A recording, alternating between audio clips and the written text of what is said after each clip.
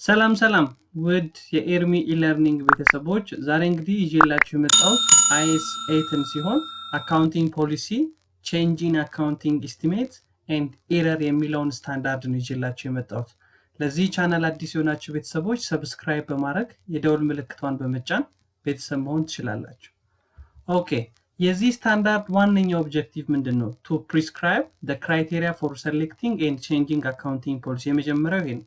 እንዴት ነው አካውንቲንግ ፖሊሲ ድርጅቶች መምረጥ ያለባቸው ክራይቴሪያውን and change ሲያደርጉት ምን አይነት መንገድ መከተል አለባቸው together with accounting treatment and disclosure of changing accounting policy ማለት ስለዚህ እንዴት ነው ፖሊሲው አካውንቲንግ ፖሊሲው ሲቀየር አካውንቲንግ ትሪትመንቱ and estimation ሲቀየር corrections of error በሚኖርበት ጊዜ እንዴት ነው አካውንቲንግ ትሪትመንት እና በአካውንቲንግ ትሪትመንት እናደርገው ዜን እንዴት ነው ዲስክሎዝ የምናደርገው የሚለውን የሚያሳየን ስታንዳርድ ነው ማለት ነው። ይህ ስታንዳርድ አፕላይድ የሚሆነው ወይም ስኮፕ ኦፍ ዲስ ስታንዳርድ all financial statement prepared in accordance with international accounting standards or IFRS ስለዚህ በIFRS መሰረት ወይ በኢንተርናሽናል አካውንቲንግ ስታንዳርድ መሰረት የተዘጋጁ ፋይናንሻል ስቴትመንቶች በሙሉ ይህ ስታንዳርድ አፕላይ ይሆናል ማለት ነው። IAS 8 የምንለው ማለት ነው። Okay, first we try to see accounting policy ማለት ነው።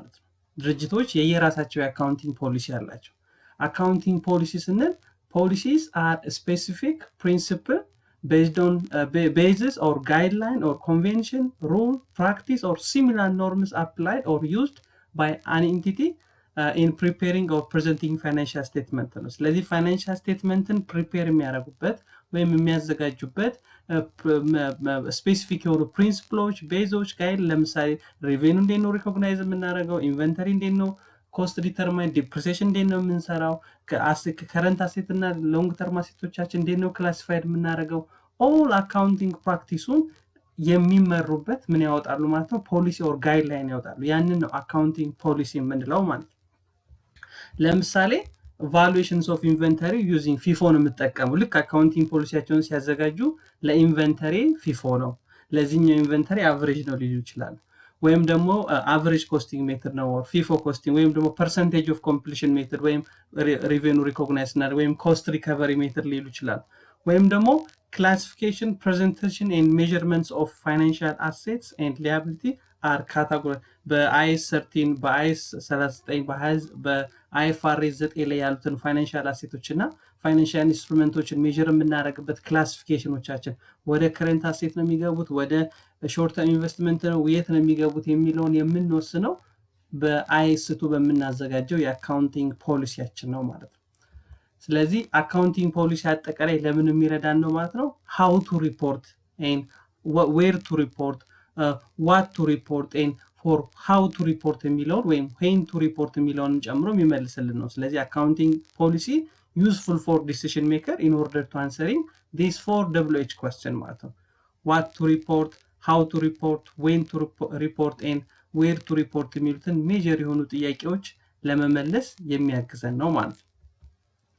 ኦኬ እንዴት ነው አካውንቲንግ ፖሊሲ ሰሌክት የምናደርገው? አንድ ድርጅት አካውንቲንግ ፖሊሲውን አዲስ ድርጅት ከሆነ ዴቨሎፕ ሲያደርግ በምን መልኩ ነው አካውንቲንግ ፖሊሲን ማዘጋጀት ያለበት ስንል IAS 8 ሄራርኪ አለው። ይህ IAS 8 ሄራርኪ ምንድነው የሚለው? IAS 8 established the hierarchy that the firms must follow when dealing with accounting issues or transaction or item ማለት ስለዚህ the IFRS accounting policy hierarchy ምንድነው? መጀመሪያ ምን ማድረግ አለብን? apply specifically relevant standard ለምሳሌ ስለ ኢንቨንተሪ ከሆነ የምንለው ኢንቨንተሪ IAS 2 ምን ይላል? ስለ ፋይናንሻል ኢንስትሩመንት ከሆነ IFRS 9 ምን ይላል? ሪቬኒው ሪኮግኒሽናችን ከሆነ then IFRS 5 ምን ይላል? እንደዚህ ያለን እያንዳንዱን PPE ሜጀርመንታችን ከሆነ IAS 16 ምን ይላል? እያንዳንዱን ስታንዳርድ መጀመሪያ ማየት አለብን። then ያን ስፔሲፊክ ስታንዳርድ ካየን በኋላ refer to other international accounting standard board ስታንዳርዶች ማለት ስለዚህ ዋና ስፔሲፊክ ምን ፈልገውን የአካውንቲንግ ኤሪያ ስታንዳርዱን ካየን በኋላ ከሱ ጋር የተገናኙ ደግሞ ሌሎች ስታንዳርዶች ኢሹ ከተደረጉ ለምሳሌ ፋይናንሻል አሴት ፋይናንሻል ላይቢሊቲ ላይ ቅድም ያልናቸው እና IAS 39 IFRS 9 IAS 32 ሪሌትድ ስለሆኑ እነሱን አብረን እናያለን። ዜን ይሄም ከዚህ በተጨማሪ ደግሞ ፍሬምወርኩን እናያለን። ኮንሰፕቹዋል ፍሬምወርኩን ኢንተርናሽናል አካውንቲንግ ስታንዳርድ ቦርድ ኮንሰፕቹዋል ፍሬምወርኩን እናያለን። then መጨረሻ ደግሞ consider the most recent pronouncement of other standard setting bodies ስለዚህ currently የpronouncement of other standard body ለምሳሌ አይሳብ ከሆነ የምንጠቀመው ፋስ ወይም ደግሞ በአገራችን የሆነ አንድ ስታንዳርድ ሴቲንግ ቦዲ ካለ እነሱ የሚያወጡትን ስታንዳርዶች አይተን የአካውንቲንግ ፖሊሲያችንን ዴቨሎፕ እናደርጋለን ማለት then ቼንጅ ደግሞ ስንል አካውንቲንግ ፖሊሲያችንን ቼንጅ ልናደርግ እንችላለን ቼንጅ ስናደርግን በሁለት መንገዶች ነው አንደኛው ማንዳቶሪ ቼንጅ የምንለው ነው ሁለተኛው ቮለንተሪ ቼንጅ የምንለው ማንዳቶሪ ቼንጅ የምንለው አዲስ የአይኤፍአርኤስ ስታንዳርድ ፐብሊሽድ ሲሆን የበፊቱን እንዳንጠቀም በግዴታ ወደ አዲሱ እንድንቀይር ተገደን የአካውንቲንግ ፖሊሲያችንን ልንቀይር እንችላለን ለምሳሌ በፊት በሊፎ ከሆነ ኢንቨንተሪያችንን የቫልዩ የምናደርገው አሁን በአይኤፍአርኤስ IAS2 መሰረት ሊፎ ፕሮሂቢትድ ስለሆነ ወይም ዲስአላውድ ስለሆነ ወዴት እንሄዳለን ማለት ነው ሳንወድ በግድ ወደ አቨሬጅ እና ፊፎ ሜተር ልንሄድ እንችላለን ስለዚህ በማንዳቶሪ የምንለው ይሄን ነው when it is required by another IFRS ማለት ነው this will be case when the new IFRS issued and you have to apply it is mandatory ሁለተኛው ደግሞ አካውንቲንግ ፖሊሲ የምንቀይርበት ቮለንተሪ ነው when new accounting policies provide a better or more useful and relevant information for our users ማለት ልክ በፍላጎት ነው ይሄ የምንቀይረው አካውንቲንግ ፖሊሲ ወይም አዲሱ ፖሊሲ ለፋይናንሻል ስቴትመንት ዩዘሮቻችን ፌዝፉል የሆነና ሪሌቫንት ኢንፎርሜሽን ይሰጣቸዋል ብለን ስናስብ ያለ ግዴታ በራሳችን አካውንቲንግ ፖሊሲያችንን ልንቀይር እንችላለን in this case you apply the new accounting policy voluntarily ማለት Okay, ለምሳሌ changing from measuring classification class of asset at depreciated historical cost to policy of regular revaluation ስለዚህ ከኮስት ሜተድ ወደ ፌር ቫልዩ ወይም ሪቫሉዌሽን ሜተድ ልንሄድ እንችላለን ወይም ኢንተረስት ራይት ኦፍ ካፒታላይዜሽን changing from right of to capitalization interest related to construction of non-current asset or ቅድም እንዳለው changing from valuation from weighted average to FIFOs or changing the way of item presented in account ስለዚህ ይሄ ሁሉ ምን ይባላል ማለት አካውንቲንግ ፖሊሲ ቼንጅ ኤግዛምፕሎች ናቸው አካውንቲንግ ለምሳሌ በፊት ዲፕሬሲዬሽን ኤክስፔንስ እንደ ኦፕሬቲንግ ከሆነ አሁን ደግሞ ባገኘነው አዲስ ኢንፎርሜሽን እና ኦፕሬቲንግ ከሚሆን አድሚኒስትሬቲቭ ኮስቱን ብለን ዲተርማይን ብናረግ በዛው ልክ ክላሲፊኬሽን ቼንጅን ቅድም ያለው ኢንቨንተሪ ቫሉዌሽን ከአቨሬጅ ወተን ወደ ፊፎ ከፊፎ ወተን ወደ አቨሬጅ ወይም ደግሞ በፊት የኢንተረስት ኮስት ራይት ኦፍ ምናረገው ከሆነ አሁን ደግሞ ወደ ካፒታላይዝድ ወደ አሴቱ ኮስት ልንደምረው እንችላለን ተመሳሳይ እንደዚህ ያለ ነገሮች አካውንቲንግ ፖሊሲ ቼንጅ እንላቸው ወይም ደግሞ ለሪቬኒው ሪኮግኒሽናችን ኮስት ሪከቨሪ ሜተድ እንጠቀም ከሆነ አሁን ወደ percentage of completion ሜተድ ብንሄድ ይሄም አካውንቲንግ ፖሊሲ ቼንጅ እንለዋለን ማለት ኔክስት አካውንቲንግ ትሪትመንት ኦር እንዴት ነው ይሄንን የአካውንቲንግ ፖሊሲ እንዴት ነው በአካውንቲንግ ትሪት የምናደርገው how we can treat this accounting policy change in accounting ማለት then if new IFRS which is applied በማቀደም እንዳሉ በማንዳቶሪ አካውንቲንግ ፖሊሲያችንን የምንቀይር ከሆነ አዲስ የሚመጣው IFRS ስታንዳርድ ምን ይኖረዋል ትራንዚሽናል ጋይድላይን ይኖረዋል ለምሳሌ ሙሉ ለሙሉ ከዚህ በኋላ ፊፎ አቁማችሁ ወደ ሊፎ ግቡ የሚል ከሆነ አዲስ የመጣው ስታንዳርድ እንዴት እንደምንቀይረው እንዴት ትሪት እንደምናደርገው ትራንዚሽናል ጋይድላይን ይሰጣል then it is simply follow እናደርጋለን ማለት ነው new IFRS will be exactly how we can treat የሚለውን ይነግረናል ማለት but if there is no transitional guideline ቀደም እንዳለው voluntarily ከሆነ ምን ቀይረው የአካውንቲንግ ፖሊሲውን በራሳችን ፍላጎት ከሆነ ግዴታ የአካውንቲንግ ፖሊሲ ቼንጁን ለማሳየት ሪትሮስፔክቲቭ አጀስትመንት መስራት አለበት አዲስ የቀየርነው የአካውንቲንግ ፖሊሲን ወደ ኋላ ሄደን ያለፉት አመታት ላይም መተግበር አለብን ማለት 2015 ላይ ከሆነ ይሄንን የአካውንቲንግ ፖሊሲ የቀየርነው ወደ ኋላ ወደ 2014 ወደ 2013 ወደ 2012 ሄደን ይሄ የቀየርነው የአካውንቲንግ ፖሊሲ የሚያመጣውን ኢፌክት ኮምፓራቲቭ በሆነ መንገድ ፕሬዘንት ማድረግ አለብን ማለት ነው ነገር ግን ሪትሮስፔክቲቭ ትሪትመንት exemption from the retrospective treatment ነገር ግን ሁሉም የአካውንቲንግ ፖሊሲዎች ወደ ኋላ እየሄደ አናስተካክል ማናስተካክልበት የመጀመሪያው ምክንያት ምንድነው if the amount which is immaterial if the effect of retrospective application of a change in accounting policy is immaterial ከሆነ ማለት ወደ ኋላ ሄደን ስናስተካክል የሚመጣው ወይም ደግሞ የምናገኘው ቼንጅ ኢማቴሪያል ከሆነና ዲሲዥን ዩዘሮችን ኢንፍሉዌንስ የማያደርግ ከሆነ we cannot go back to retrospective adjustment ማለት then retrospective application of a change in accounting policy is impracticable አንዳንድ ጊዜ ደግሞ ወደ ኋላ ሄደን ቼንጅ ልናረግበት የማንችለው impracticable የሆነ ሲቹዌሽን ከሆነ ምን እንላለን ማለት ነው retrospective ሄደን adjustment ማድረግ አንችልም when the new accounting policy must be applied prospectively from the beginning of the earliest period feasible with maybe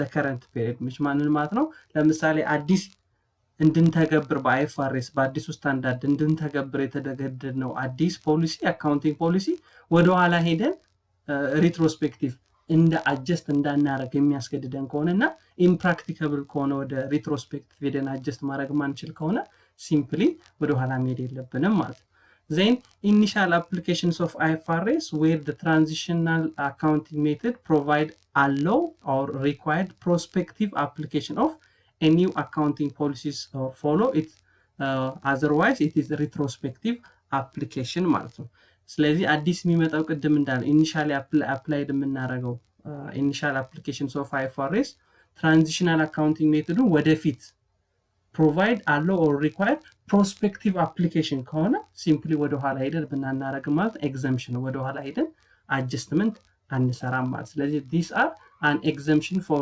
retrospective treatment ማለት then any accounting policy ከሰራ በኋላ እኚህ ነገሮች financial statementታችን ላይ disclose ማድረግ አለብን the following must be disclosed in the financial statement of the accounting period in which a change in accounting policy is implemented ስለዚህ ማንኛውም አይነት የአካውንቲንግ ፖሊሲ ቼንጅ ስናደርግ እኚህ ነገሮች ፋይናንሻል ስቴትመንት ላይ ፕሬዘንት መደረግ አለባቸው ለምሳሌ ታይትል ኦፍ IFRS የቀየርነው ወይም በማንዳቶሪ እንድንቀይር የተደረገበት የIFRS ታይትል ወይ natures of the change in accounting policy reason for changing accounting policy amount adjusted on the current period and period presented where retrospective application impracticable ከሆነ ቅድም ባየናቸው ኤግዛምፕሽኖች impracticable ከሆነ ኮንዲሽን እና ኬዙን ማስቀመጥ አለብን ማለት ነው ስለዚህ all these things ማንኛውም አይነት አካውንቲንግ ፖሊሲ ሲሰራ እኚህን ዲስክሎዞች ማስቀመጥ አለብን ማለት ኦኬ እስቲ ኤግዛምፕል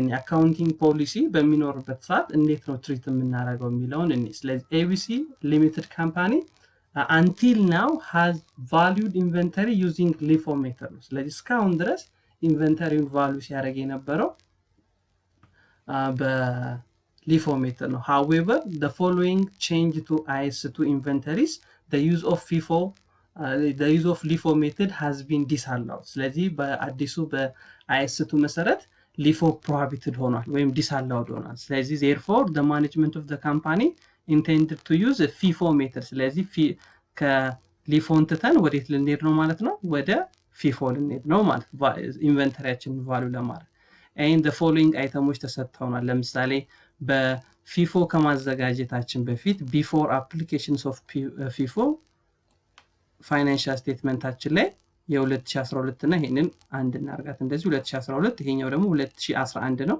2011 የ2012 እና የ2011 ዳታ ተሰጥቶናል ስለዚህ ካሽ አት ባንክ ለ2012 ላይ 6 ነው 2011 ላይ 4 ነው ሾርት ተርም ኢንቨስትመንት ተሰጥቶናል ኢንቨንተሪው በLIFO ስንሰራው የ2012 10 ዩኒት ነው የ10 ብር ኢንቨንተሪ ነው የ2011 ደግሞ 12 ብር ኢንቨንተሪ ስለዚህ አሁን ኮምፓራቲቭ አድርገን ነው ፕሬዘንት ያደረግነው ማለት ነው አይታችኋል የባንክ ፋይናንሻል ስቴትመንቶች የ2012ን ፕሬዘንት ማድረግ ሲፈልጉ የ2011ንም አብረው ይሰጡናል ስለዚህ በዛ መልኩ የተሰጠ ዜን በዚህ ምክንያት ደግሞ ምንም ኮስት ኦፍ ጉድስ ሶልድ አፌክት ሆኗል ምክንያቱም ኮስት ኦፍ ጉድስ ሶልድ ማለት ቢጊኒንግ ኢንቨንተሪ ፕላስ ፐርቼዝ ማይነስ ኢንዲንግ ኢንቨንተሪ ነው ዜን እዚህ ጋር ኢንዲንግ ኢንቨንተሪው 10 እና 12 ነው ስለዚህ እዚህ ጋርም 10 እና 12ን ስንቀንስ ኮስት ኦፍ ጉድስ ሶልድ ስንት ሆኗል እንዳትረሱ ይሄ የተዘጋጀው በLIFO ዜን ኮስት ኦፍ ጉድስ ሶልድን አፌክት አድርጎታል ኮስት ኦፍ ጉድስ ሶልድን አፌክት ስላደረገው ደግሞ ምኑን አፌክት ያደርጋል ኔት ኢንካሙንም አፌክት ያደርጋል ኦፕሬቲንግ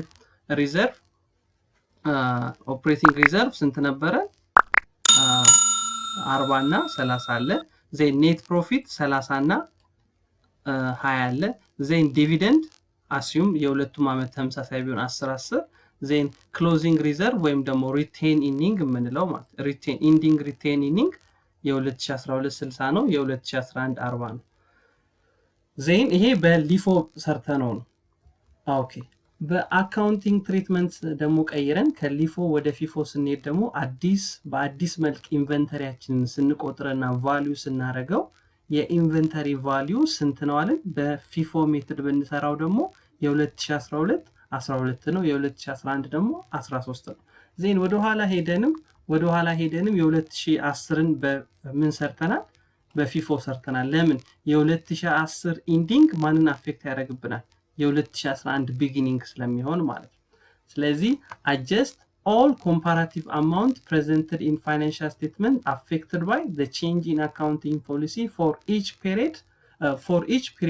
presented ማለት ስለዚህ በፊፎ ብንሰራው ኖሮ ኢንቨንተሪው ይሄንን ይመስል ነበር ስለዚህ ኢንቨንተሪው ይሄንን ከመሰለ ምኑን አፌክት ያደርግብናል ኮስት ኦፍ ጉድስ ሶልድን አፌክት ያደርጋል ኔት ኢንካምን አፌክት ያደርጋል ሪቴን ኢርኒንግ አፌክት ያደርጋል ዜን ፋይናንሻል ስቴትመንት ላይ ፕሬዘንት የምናደርገው የኢንቨንተሪ ቫልዩንም አፌክት ያደርግብናል ማለት ኦኬ ስለዚህ ለንጽጽር እንዲመቸን እንደዚህ እናርግ ለንጽጽር እንዲመቸን ኦኬ ይሄ በዚህ በኩል ያለው በፊፎ የሰራነው ነው ዜን በዚህ በኩል ያለው ደግሞ በምን ይሄኛው ሊፎ ነው ይሄኛው ደግሞ ፊፎ ነው ማለት ስለዚህ በሊፎ የሰራነው ላይ ኢንቨንተሪው 10 ነበር ዜን የ2012 የ2011 ደግሞ 12 ነው ዜን ባላንስ ሺት ላይ ያላቸው ቶታል ባላንስ ደግሞ ምን ያክል ነበር ቶታል አሴቱ 21 እና 24 ነው በፊፎ ከሰራነው ግን ይለወጣል ከረንት አሴቱ የ2012 23 ነው የ2011 ደግሞ 25 ነው ዜን ኢንቨንተሪው በመለወጡ ምክንያት ቢጊኒንግ ኢንቨንተሪው ምን ያክል ነበር እዚህ ጋር በሊፎ 12 8 ተሰጥቶናል ዜን ኢንዲንግ ኢንቨንተሪ እዚህ ጋር 10 ነው እዚህ ጋር 10 እና 12 ነው ተመሳሳይ ነው ከዚህ ጋር ነገር ግን ይሄ ጥያቄው ራሱ ሆኖ በምን ቢሆን በፊፎ ብንሰራው ግን ኢንዲንግ ኢንቨንተሪው ስንት ነበር 12 እና 13 ነው ዜን እቺን 10 ከየት ነው ያገኘናት የ2010 እዚች ጋር የ2010 ኢንዲንግ ማለት የ2010 ኢንዲንግ ማለት የ2011 ቢጊኒንግ ነው ስለዚህ የ2011 ስንሰራ ቢጊኒንግ 10 አደረግን ፐርቼዙ 44 ነው ዜን ኮስት ኦፍ ጉድስ ሶልድ ምን ያክል ሆነ ማለት ነው 49 እና 41 ሆነ በምን ቢሆን በፊፎ ቢሆን በሊፎ ግን ይሄን ይመስል ነበር ዜን ሪቴን ኢርኒንግ ላይ ያለውን ኢፌክት በሊፎ ብንሰራው ቅድም እንዳየነው ተመሳሳይ ነው ኢንዲንግ ሪቴን ኢርኒንግ ይሆናል በፊፎ ግን ብንሰራው ኮስት ኦፍ ጉድስ ሶልድ እዚህ ጋር ስለተቀያየረ ኮስት ኦፍ ጉድስ ሶልድ ከ50 ወደ 49 ከ40 ወደ 41 ስለተለወጠ ኔት ፕሮፊቱም አብሮ ይለያል ማለት ስለዚህ እዚህ ጋር ኮስት ኦፍ ጉድስ ሶልድ በአንድ ዝቅ ስላለ በፊፎ ደግሞ ኢንካሙ ምን ያክል ይሆናል ማለት ነው በአንድ ብር ይጨምራል እዚህ ጋር 30 ከሆነ እዚህ ጋር 31 ይሆናል ዜን እዚህ ጋር ደግሞ 41 ነው እዚህ ጋር ደግሞ ስንት ነበር 40 ነበር ዜን ወደ 41 ከፍ ሲል ኔት ኢንካሙን ምን ያደርግብናል ማለት ነው በአንድ ብር ዝቅ ያደርግብናል እዚህ ጋር 20 ነበር በአንድ ብር ዝቅ ያደርግብን 19 ይሆናል ስለዚህ እንዳትረሱ የኢንቨንተሪ ኢፌክት ነው እየሰራን ያለው በሊፎ ብንሰራውና በፊፎ ብንሰራው ስለዚህ በፊፎ ከሰራ ነው ኢንዲንግ ሪቴን ኢንዲንጋችን ወይም ኢንዲንግ ክሎዚንግ ሪዘርቫችን ምን ያክል ነው 61 ብር ለ2012 እና 40 ብር ለ2011 ስለዚህ በሊፎ በመስራታችንና በፊፎ መስራታችን ፋይናንሻል ስቴትመንት ላይ አፌክት አድርጓል ስለዚህ በዚህ መልክ ፕሬዘንት ካደረግነው በኮምፓራቲቭ ፕሬዘንት ሪትሮስፔክቲቭ ሄደን ማለት 2012 ላይ የቀየረው 2013 ላይ የቀየርነው የኢንቨንተሪ ቫሉዌሽን ሜተድ ወደ ኋላ ሄደን 2012 እና 2011 ላይ ኢፌክቱን አሳየን ማለት ነው ኦኬ እስቲ ሁለተኛ ኤግዛምፕል እንይ the companies has announced for its inventory using the average costing method since inception ስለዚህ እስከ ከመጀመሪያው ጊዜ ጀምሮ average costing method ነበር ስንከተል የነበረው ነገር ግን ልክ 2015 ላይ ካምፓኒው ምን አደረገ the companies changed to FIFO method because of the management believe this approach provide more appropriate measurement of its inventory cost ስለዚህ ከአቨሬጅ ይልቅ ወደ ፊፎ ብንቀይር የተሻለ ነገር ሪፕሬዘንት እናደርጋለን ተብሎ ተሰጥቶናል ስለዚህ በአቨሬጅ ብንሰራው ኖሮ ኢንዲንግ ኢንቨንተሪ ኮስታችን ይሄውና ኢንዲንግ ኢንቨንተሪ ኮስት የ2013 የ2014 የ2015 በፊፎ ብንሰራው ደግሞ ይሄው 12000 25000 39 ተሰጥቶናል። ዜን ኮስት ኦፍ ጉድ ሶልድ በአቨሬጅ ቢሆን 80000 100000 112000 በፊፎ ቢሆን 78000 97000 111000 ዜን አስዩም ኔት ሴል በሁሉም ኬዝ በሁሉም አመት በአቨሬጅም ቢሆን በፊፎም ቢሆን ኔት ሴሉ 200,000 ነው ተብሎ ተሰጥቶናል። ስለዚህ ቅድም እንደሰራ ነው በኮምፓራቲቭ ወይ በአቨሬጅም በፊፎም ቢሆን ያለውን እንሰራና ኢፌክቱን እናሳያለን ማለት ነው። ስለዚህ አሁን እዚህ ጋር ምን አደረግን ማለት ነው በአቨሬጅ እና በፊፎ የሶስቱንም አመት ፋይናንሻል ስቴትመንት ሰራ ነው። ስለዚህ ከላይ ያለው በአቨሬጅ ኮስቲንግ ሜተድ የተሰራውን ያሳየናል፣ ከታች ያለው ደግሞ በፊፎ የተሰራውን ያሳየናል። ስለዚህ ልዩነቱን ነው የምናየው ማለት ኮምፓራቲቭ ስቴትመንት መልክ ስሩት ብንባል በዚህ መልክ ነው የምንሰራው። ስለዚህ አቨሬጅ ኮስቲንግ ሜተድ በአቨሬጅ ኮስቲንግ ሜተድ ብንሰራው በዚህ ልክ እንሰራለን። ለምሳሌ ቅድም እንዳለው ኤግዛም ጥያቄው ላይ ኔት ሴል 200,000 ነው ተብለናል። ስለዚህ 200,000 ሲቀነስ 80,000 ኔት ኢንካሙ 120,000 ይሆናል። 200,000 ሲቀነስ 100,000 ኔት ኢንካሙ 100,000 ይሆናል።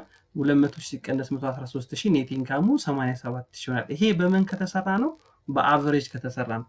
በፊፎ ከተሰራ ደግሞ ከ200,000 ላይ 73,000 ስንቀንስ 122,000 ከ200,000 ላይ 79 ስንቀንስ 103,000 ከ200,000 ላይ 111 ስንቀንስ 89። ስለዚህ ተመሳሳይ ጥያቄ ውስጥን በአቨሬጅ እና በፊፎ ብንሰራው ኔት ኢንካሙ ይለያያል ማለት ነው። ዜን ስቴትመንት ኦፍ ሪቴን ኢርኒንግ ያለው ስቴትመንት ኦፍ ሪቴን ኢርኒንግ ላይ ያለውን ኢፌክትም ስናይ ቢጊኒንግ የ2013 አልተሰጠንም። ዜን ኔት ኢንካሙ 120,000 ስለሆነ 120,000 እናደርጋለን። ዜን ኢንዲንግ ሪቴን ኢርኒንጉ 120,000 ይሆናል። ዜን የ2013 ኢንዲንግ ለ2014 ምን ይሆናል? ቢጊኒንግ ይሆናል። ስለዚህ 120,000 ኔት ኢንካሙ 100,000 አለ። አጠቃላይ ኢንዲንግ ሪቴን ኢርኒንጉ 220,000 ይሆናል። ዜን የ2014 ኢንዲንግ ለ2015 ቢጊኒንግ ይሆናል። ኔት ኢንካሙ 120,000 አለ ነው 87,000 አለ። ዜን ኢንዲንግ ሪቴን ኢርኒንግ 2015 ላይ በአቨሬጅ ኮስቲንግ ከሰራ ነው ስንት ይሆናል ማለት ነው? 307,000 ይሆናል ማለት ነው። ዜን ስቴትመንት ኦፍ ፋይናንሻል ፖዚሽን ላይ የኢንቨንተሪ ባላንስ ተሰጥቶናል። በአቨሬጅ ኮስቲንግ ሜተድ ከሰራ ነው 10,000 20,000 እና 32,000 ይሆናል። ዜን ስቴትመንት ኦፍ ሪቴን ኢርኒንግን በፊፎ ብንሰራው ግን ቢጊኒንግ የ2013 ቢጊኒንግ የለም። ኔት ኢንካሙ 122,000 ነው ምክንያቱም ከዚህ ስለምንወስደው። ዜን ኢንዲንግ ሪቴን ኢርኒንግ 122,000 ይሆናል። ዜን የ2013 ኢንዲንግ ለ2014 ቢጊኒንግ ይሆናል። ኔት ኢንካሙ 103,000 ነው። ዜን ኢንዲንግ ሪቴን ኢርኒንጉ 225,000 ይሆናል። ዜን የ2014 ኢንዲንግ ደግሞ ለ2015 ቢጊኒንግ ይሆናል። ኔት ኢንካሙ 89,000 ነው። አጠቃላይ ኢንዲንግ ሪቴን ኢርኒንግ የ2015 አንደር ፊፎ ከሆነ ስንት ነው ማለት ነው? 314,000 ነው። ወይም በዚህ መልክ መስራት እንችላለን። ኮምፓራቲቭ ስቴትመንት ሳንሰራ ኢፌክቱን ብቻ ሪትሮስፔክቲቭ አጀስትመንት ብንሰራ ኖሮ 2015 እና 2016 ላይ የነበረውን ኢፌክት አስልተን ወዴት እናመጣለን ማለት ነው? ወደ ዚህኛው አመት አምጥተን መመዝገብ ወደ 2015 ማስገባት እንችላለን። ስለዚህ ይሄንን ለመስራት በአቨሬጅ ኮስቲንግ ሜተድ ኔት ኢንካም የ2013 ስንት ነበረ? 120,000 የ2014 100,000 ነው። በፊፎ ደግሞ ብንሰራው ኔት ኢንካሙ 122,000 እና 103,000 ነው። ስለዚህ ልዩነታቸው ስንት ሆነ? በፊፎ በመስራታችን ምክንያት ኔት ኢንካሙ በ2,000 ጨምሯል። በፊፎ በመስራታችን ምክንያት ኔት ኢንካሙ በስንት ጨምሯል? በ3,000 ጨምሯል። ዜን የ2015 ላይ ደግሞ ቢጊኒንግ ሪቴን ኢርኒንግ ነው የወሰድነው። ቢጊኒንግ ሪቴን ኢርኒንግ ነው የወሰድነው። ለምንድን ነው ቢጊኒንግ ሪቴን ኢርኒንግ የወሰድነው? የሁለቱን አመት ኢፌክት የ2013 እና የ2014ን አመት ኢፌክት ማን ላይ ነው የምናስገባው? የ2015ን ቢጊኒንግ ነው አፌክት የሚያደርገው። ስለዚህ የሁለቱ ድምር ራሱ እንት ነው 5,000 ይሆናል። ምክንያቱም የሁለቱ አመት ኔት ኢንካም ኢፌክት ነው ወደ 2015 ቢጊኒንግ ሆኖ በሪቴን ኢርኒንግ መልክ የሚገባው ማለት ነው። ስለዚህ ምን እናደርጋለን? በየ2013 በፊፎ በመጠቀማችን ኔት ኢንካም በ2,000 ጨምሯል። ኔት ኢንካም በ2,000 ጨመረ ማለት ሪቴን ኢርኒንግን በ2,000 ጨምራል። ዜን የ2014 በፊፎ በመስራታችን ደግሞ ኔት ኢንካሙ በ3,000 ጨምሯል። በ3,000 ጨመረ ደግሞ ማለት ሪቴን ኢርኒንጉን በ3,000 ያሳድገዋል። ስለዚህ ያንን ለማሳየት ምን እናደርጋለን? ኢንቨንተሪ 5,000 የሁለቱ ድምር ማለት 5,000 ዜን ሪቴን ኢርኒንግ 5,000 ብለን ምን እናደርጋለን? እቺን 5,000 የት ሄደን እንደምራታለን? የ2015 ቢጊኒንግ ሪቴን ኢርኒንግ የ2015 ቢጊኒንግ ሪቴን ኢርኒንግ ላይ ሄደን እንደምራታለን። እንዲህ የምንሰራው ግን መቼ ነው? እንደ ቅድሞ ኮምፓራቲቭ የማንሰራ ከሆነ በዚህ ልክ ሲምፕሊ ኢፌክቷን ብቻ በመውሰድ ማለት ነገር ግን ታክስ ቢኖርስ ኖሮ አስዩም እዚህ ጋር ምንም አይነት ታክስ አላስቀመጥም ነበር ታክስ ቢኖር ግን ኢንካም ሲጨምር አብሮ ታክስም ይጨምራል አይደል ስለዚህ የ2013 ኢንካም በ2000 ሲጨምር ታክሱም ይጨምራል የ2014 በ3000 ሲጨምር ኢንካሙ ታክሱም ይጨምራል ስለዚህ ታክስ ቢኖር ኖሮ ደግሞ በዚህ ልክ እንመዘገበው አስዩም ኢንካም ታክሱ 20% ቢሆን ደግሞ ኢንቨንተሪ ዴቢት ዲፈርድ ታክስ ሊያቢሊቲ ዲፈርድ ታክስ እዚህ ጋር ታክስ አለች ዲፈርድ ታክስ ሊያቢሊቲ 5000 ሲባዛ በ20% 1000 ሆነ ዜን ሪቴን ኢርኒንግ ነው በስንት ይጨምራል ማለት ነው በ4000 ይጨምራል የ2015 ቢጊኒንግ ሪቴን ኢርኒንግ አፌክት የሚሆነው በ4000 ነበር ምን ቢኖር ታክስ ቢኖር ነው ስለዚህ ቀደም በሰራ ነው በኮምፓራቲቭ እንዳለ በበፊቱም በአሁኑም ሰርተን ኢፌክቱን ማሳየት እንችላለን ወይም ደግሞ ያለፉት አመታት ላይ የሚኖረውን ኢፌክት እንሰራና ወደ ዘንድሮ አምጥተነው አካውንቲንግ ፖሊሲ ወደ ተቀየረበት አምጥተነው ወደ ሪቴን ኢርኒንግ እናስገባዋለን ማለት ነው ኦኬ ውድ ቤተሰቦቼ ኔክስት ስለ አካውንቲንግ ኤስቲሜት ይዤላችሁ እመጣለሁ